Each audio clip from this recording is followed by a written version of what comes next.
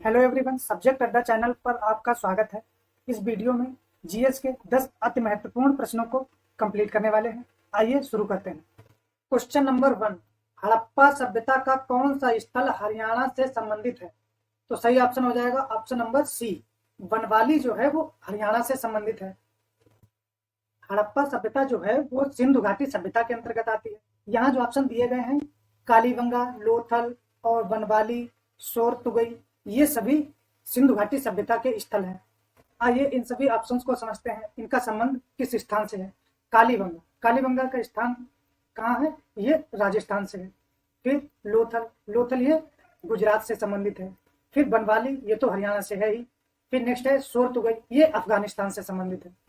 हड़प्पा सभ्यता या सिंधु घाटी सभ्यता से संबंधित अन्य महत्वपूर्ण तथ्यों को देखते हैं। सिंधु घाटी सभ्यता एक ऐसी सभ्यता थी जिसकी स्थापना ज्यादातर सिंधु नदी क्षेत्र में हुई थी। सिंधु घाटी सभ्यता का समय काल कब से कब तक था? 2600 ईसा पूर्व से 1900 ईसा पूर्व तक। फिर अगला पॉइंट है सिंधु घाटी सभ्यता शब्द किसने दिया था? जॉन मार्शल द्वारा दिया गया था। नेक्स्ट है यह सभ्यता कहां से कहां तक फिर फैली हुई थी? सिंध, बलूचिस्तान, हरियाणा, राजस्थान, पंजाब, पश्चिमी उत्तर प्रदेश और उत्तरी महाराष्ट्र में फैली थी। अगला पॉइंट है सिंधु घाटी सभ्यता के महत्वपूर्ण स्थल क्या हैं? जैसे हड़प्पा, मोहनजोदड़ो, चन्नोदड़ो, लोथल, कालीबंगा, बनवाली या बनावली, धोलावीरा और रंगपुर इत्यादि। नेक्स्ट पॉइंट देखते हैं। कालीबंगा जो है वो राजस्थान में घग्गर नदी पर एक स्थित हड़प्पा स्थल है, जो कालीबंगा में सबसे अधिक जुते हुए खेत मिलने का प्रमाण मिलता है। अगला पॉइंट है लोथल, लोथल जो है वो गुजरात में भोगवा नदी पर स्थित और बंदरगाह की प्राप्ति के लिए प्रसिद्ध है।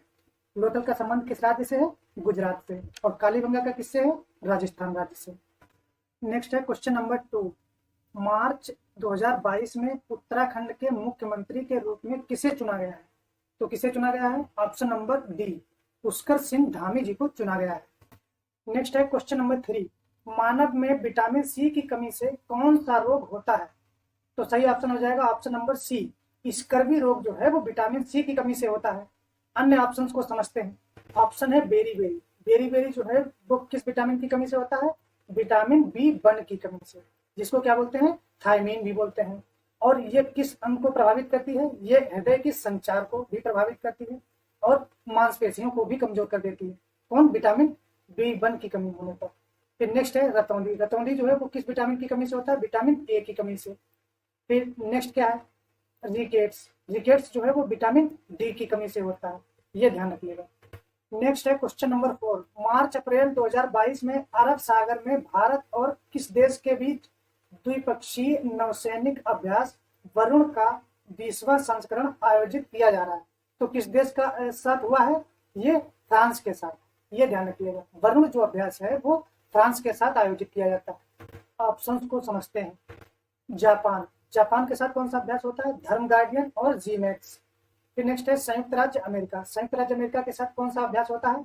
युद्धाभ्यास, वज्र प्रहार और स्पीटिंग कोबरा, ये संयुक्त राज्य अमेरिका के साथ अभ्यास होते हैं।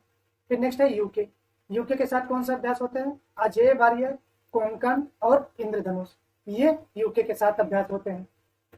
गैस से संबंधित पौधों की प्रजातियों को पादप के उभयचर कहा जाता है।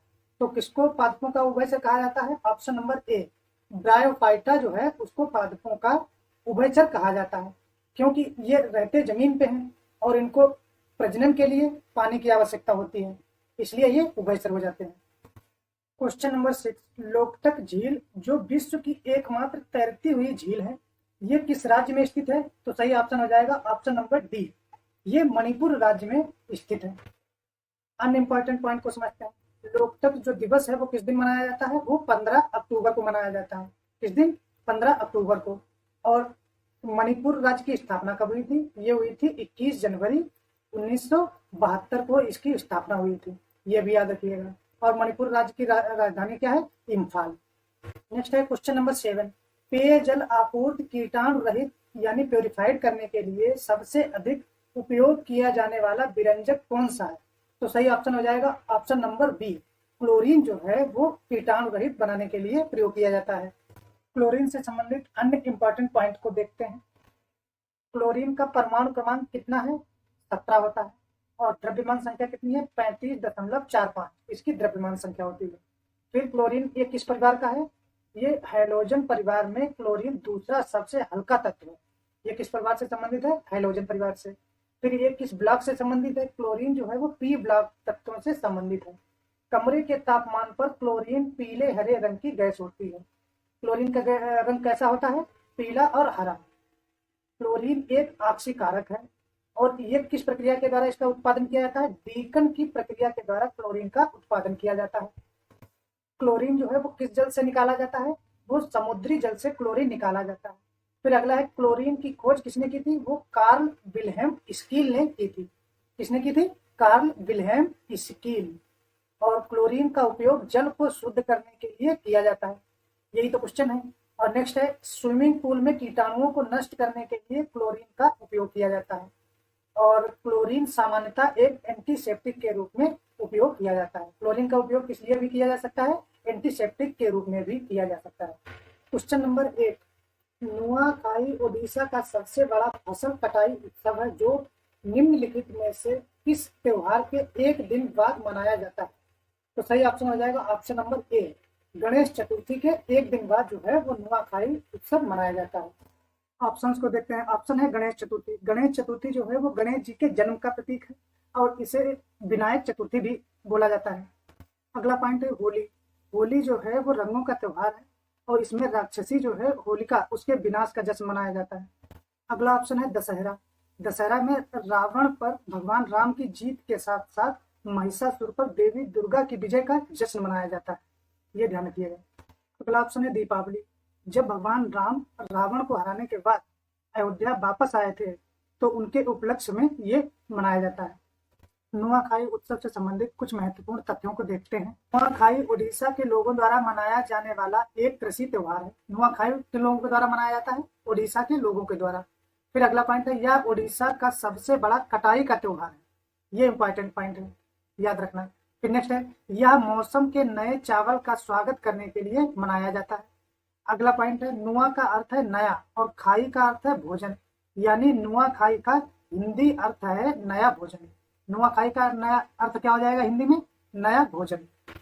आगे देखते हैं गणेश चतुर्थी उत्सव के एक दिन बाद नुआ खाई उत्सव मनाया जाता है। ये कब मनाया जाता है, गणेश चतुर्थी जो होती है उसके एक दिन बाद। और इस त्योहार का जो है वो किसानों और कृषि समुदाय लोगों के लिए इसमें बड़ा महत्व होता है।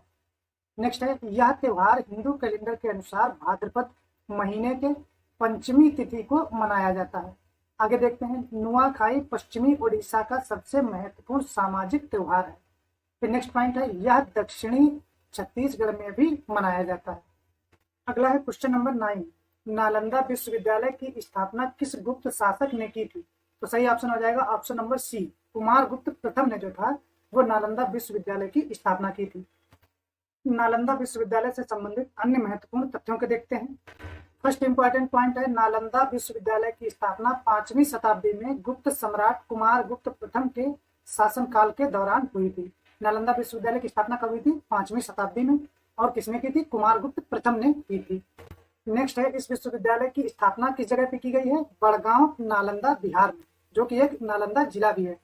अगला है चीनी यात्री वैनसांग जो कि हर्षवर्धन के शासनकाल के दौरान आया था और उन्होंने नालंदा विश्वविद्यालय का विस्तृत विवरण भी दिया है।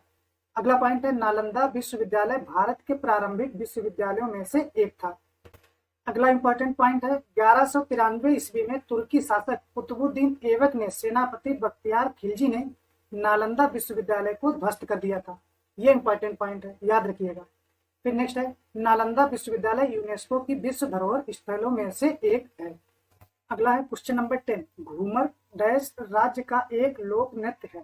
ये किस राज्य का नृत्य है, ऑप्शन नंबर डी, राजस्थान का नृत्य है। राजस्थान के प्रसिद्ध नृत्यों को समझते हैं, जैसे कालबेलिया, भवाई, कच्ची घोड़ी, चारी, ये सभी राजस्थान के प्रसिद्ध नृत्य हैं। फिर ऑप्शन है झारखंड, बिहार, त्रिपुरा, इन सभी के प्रसिद्ध नृत्यों को देखते हैं। बिहार के प्रसिद्ध नृत्य कौन कौन से हैं, विदेशिया, जाट जटिन, झिंझिया और झुमरी, ये बिहार के प्रसिद्ध नृत्य हैं। फिर है झारखंड के प्रसिद्ध नृत्य क्या हो जाएंगे, पाइका, छऊ और संथाल, ये झारखंड के प्रसिद्ध नृत्य हैं। अगला है त्रिपुरा के प्रसिद्ध नृत्य देखते हैं, गरिया नृत्य, लेबैंग, बुमनी नृत्य, और होजागिरी नृत्य और बिजू नृत्य, ये प्रसिद्ध नृत्य कहाँ के हैं? त्रिपुरा के हो जाएंगे। तो दोस्तों इस वीडियो में इतना ही। अगर वीडियो अच्छा लगा हो तो लाइक करें और शेयर भी करें, और ऐसे ही शानदार वीडियो प्राप्त करने के लिए चैनल को सब्सक्राइब कर लें। पूरा वीडियो देखने के लिए धन्यवाद।